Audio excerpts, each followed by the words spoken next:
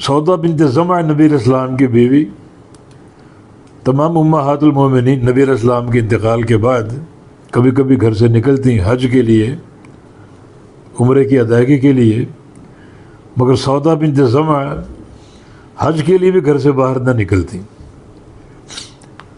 تو ان سے پوچھا گیا آپ اپنی بقیہ بہنوں کی طرح حج کیوں نہیں کرتی؟ فرمایا کہ میں نے فرضی حج اللہ کے نبی کے ساتھ کر لیا تھا، اب میرے رب کا حکم ہے کہ وقرن فی بیوتکن، گھروں میں ٹکی رہو۔ اب میں گھر میں ٹکی رہوں گی اس وقت تک جب تک میرا جنازہ گھر سے نہ نکلے۔